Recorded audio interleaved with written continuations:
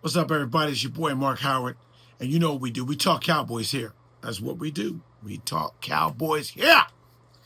And for the first time since 1969, I learned, for the first time since 1969, we finished with a tie. So the Cowboys been in existence since 1960. I don't know how many ties they've had totally. I tried to look it up, but I did learn that the last tie was against the Giants in 1969. I was 2 years old. I'm giving my age. I was 2 years old then. So it was a while ago. Or going on 2. No, I was 2 years old. Anyway, if it ended in 1969, I said I was 2. So how do you feel about it? As somebody said before, it's like kissing your sister. And we're talking about a peck. We're not talking about anything crazy, okay? It's just like, whatever. Love you, but, I'm not getting any romance out of it. It ain't worse, my sister, but, you get nothing but just being there, playing the game, and you're just left with, we didn't lose, but we didn't win. Ties I've seen, especially in this day and age, they can hurt you more than they can help. Because if the way we're playing, and you can say that even for Green Bay, that if it comes down to a game for a spot in the playoffs or a placement within the playoffs, it hurts you.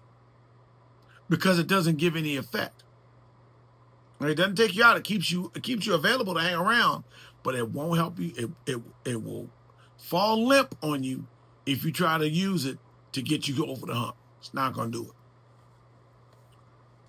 Either way, I can take a moral victory out of a tie. There's no moral victories in losses, no good losses, but I'll take a little moral victory. Moral victory for the fact that, hey, look, Dak Prescott is doing what he can to put points on the board. As I said, for us to be able to win, we got to average 35 to 38 points. That means really for me, we need to be between 35 points, at least 40 burgers. Usually should put us over the edge. And it almost did. 1 second. 1 second was left on that clock. If that ball would have bounced up a little higher and just took a little while, the one that went off of the linebacker's back, what's his name? I got to look at these other guys. This is a new guy came in there, but the linebacker that hit it from that, not Kenneth Murray. What am I looking for? Either way, hit off the linebacker's back and landed down on the ground. That stopped the play at that point, and it gave him 1 second. If it goes up in the air a little bit, of course, we run the risk of getting an interception, or no, I'm saying is that we run the risk of them catching it off the carom. But it didn't happen in that sense. So Sanborn hit Sanborn's back, Jack Sanborn. We'll talk about Jack Sanborn in a minute. That's why I want to remember his name. But yeah, it was close, but no real cigar. Pat on the back. Hey, thanks for showing up. We saw number 1, Micah. Micah was doing his thing, but I think all in all, we did well against him. Now, let me quantify that. I'm going to say to you, offensively, let's go talk offense. I'll talk about that. We did pretty well with him. Look, he was getting back then. He was making problems at some point. He was getting depth back to the quarterback. But we held him for enough, not held him, but blocked him enough for a second so that Dak could read him well, make his movement and adjustments to either slide away from him to buy himself another second of time. I think that Schottenheimer called the type of game to get the ball out fast, knowing that a rusher like him is going to likely get through our line on our edge tackles. And we got to get rid of that ball fast. Dak was masterful at that. Dak was masterful at that. If you look at it for us here, Dak was able to put together both quarterbacks actually got numbers. Can't take it away from that. We both of us beat up on the defense. But Dak threw for 319 yards, 31 out of 40 passes. I hate when he's had to throw 40 passes. 3 touchdowns, no interceptions. He gave up 1 sack. Passer rating was 124. That's almost perfect. That's almost perfect. A 94.4 QBR. That's almost perfect. That's top out of 100. Uh, but he's a veteran, and he knew how to handle it. You could see where his veteran savvy and his experience helps him. Helped George Pickens. George Pickens was a big help for him making plays. I think with this situation with CeeDee Lamb being out, there's a connection between them. There had to be a trust factor for him more so than he had to give to him. I don't think he did ever distrust Pickens, but he didn't trust him as much as he knows the relationship he has with CeeDee Lamb. Now that Lamb is out, he's got to trust Pickens. The practices are definitely geared for that. I will give it up for the receivers as a core. Jalen Tolbert was pretty good. Made some play, made a nice two-line catch off the pass with Dak rolling out, toss it to his right to get it down there for that field goal in overtime. Mad because we didn't score a touchdown out of it. But I'm going to say to you that, I'm going to say that that was a hell of a play. And a couple of plays that Tolbert made and catches that he was able to do was pretty good. Tolbert, what did he do? Receiver-wise, Jalen Tolbert, second most catches, 4 to George Pickens, 8. Pickens, by the way, had 134 yards receptions, averaging 16 yards with a couple of touchdowns. Off 8 receptions off 11 targets. Tolbert had 4 receptions off of 6 targets for 61 yards. He averaged 15.3 yards per catch, just almost a yard and a half less per average than Pickens. I'm going to say to you who look good. Now, when CD comes back, you got CD and Pickens. I haven't been a fan of this because of his size and everything, but put Turpin at that slot. Have Tolbert come off the bench. Put Turpin at that slot. His speed and quickness, he's rangy. He makes catches. He can toe the line, made some nice plays on the sideline. He's a problem. He's a problem. Ferguson did well as well. Ferguson had 7 receptions. Turpin had 3 receptions for 30 yards, 10 yards a pop.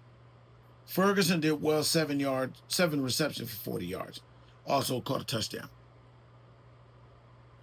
Rusher-wise, Javonte Williams, so he's giving you over 4 yards a carry. That's what you asked for on 20 carries at 85 yards. Had a 13-yard run, and he also scored a tub. All around offensively, we can get things done. The game is being called well because our line is down. Our tackles are not, our starting tackles are there, but they're not strong. The base of where our strength is the interior, and we're without the starting center and the starting right guard. We have 2 backups who are doing what they can there and opening up holes. So the offense is there. The calls are being made to set up the best for the offense, give them the best chance to succeed. It's really fun to see. They could put up points, so we don't have a problem there. Dak Prescott, I heard someone saying, I'll repeat it. Which quarterback is playing better than Dak Prescott right now? It's a short list, if any. That's the thing about it. So we have the potential to put points on the board. And that's the name of the game. It's where football is set up for teams to put points on the board. No doubt about that. Best way you can get points, though, you got to stop. Got to stop it. That's where defense wins championships. Because you can stop the teams from put the points on the board they want to. We can outscore them. I know that was obvious. But I had to say it, okay? We got to score points. We got to stop the other team from scoring points. We're doing both. We're not doing both. We're scoring, but we're not stopping other teams from scoring. Which goes to the defense. Matt Eberflus. got your work cut out for you, bro. You got your work cut out for you. Now, the funny thing about it with the defense is I had some level of encouragement. Believe it or not, I'm not satisfied because what needs to be done at a professional level, forget winning a Super Bowl. I'm not saying forget it, but, you know, aside from that, what has to happen, the defense has to be able to contribute. But I saw some signs of it with the scheme change. We weren't giving up too much of deep ball. We gave up a deep play in the first half. Gave up a deep play about 30, 35, 40 yards. I think that was, let me see something here. Yeah, 40 yards to Golden, caught a 46-yarder. We didn't give up many other deep balls at that point. The next deep ball, there was a 28-yarder for Josh Jacobs got, and that was a catch and run off a swing. But as far as another receiver, Wilson had a deep, and here's another run. You get 25 yards. That's a catch and run. So the one was Dobbs, who got an 18-yarder. And Kraft got a 16-yarder. So nothing deep. Nobody got more than 16 to 17, 18 yards after that 46-yarder. Problem is they did get catches in key situations. Dobbs got a catch. I believe that probably that 18-yarder was the first down off the fourth down play when we had him in overtime. That would have won the game for us. The secondary kept everything in front of him for the most part. D-line was able to get there, get some penetration. Josh Jacobs started wearing us down a bit. He did get yards-wise. He did rush for 86 yards, just like Javonte Williams off of 22 carries. So he was just about 4 yards a carry, a couple touchdowns. Wilson got 5 yards a carry on eight rushes, 44 yards. But when you look at it, you see it. It's just like our defense gave up some plays at some point, but we're just not just blowing holes open. It could be better. Trust me, it could be much, much better. But we need the personnel. And that's the best I can say to it. I get guys are starting to pick up the system from Eberflus better. Maybe they did so better this week. That might have been the difference. Just going through it, breaking it down well enough against this defense. Also, it did help that our pass rush was getting back to Jordan Love a bit. I saw that. That's another thing I'm going to get to. But still in all, we gave up plays. The swing pass and the screen passes was eating us up. That was the thing I'm talking about. The running backs getting the long receptions. Those were coming from short passes around on the outside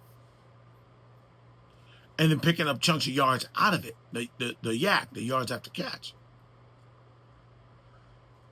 Small victories we got to take in that situation there. Small victories, but it didn't net us a whole victory of the battle. That's the thing I'm talking about with the defense.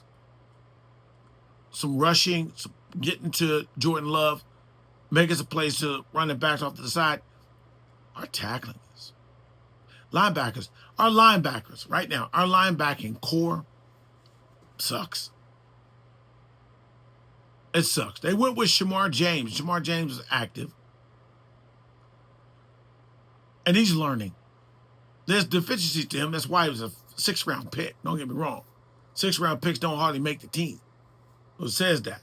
But with the linebacking core that we're going with, if we look at it, talked about that already. One linebacker, the ball got hit him in the back. They're asked to do a lot of things. But with our linebacker core, now go to Sanborn. Sanborn is a guy that played with Eberflus, so he knows the system. But he's just not very good. Doesn't have the overall speed.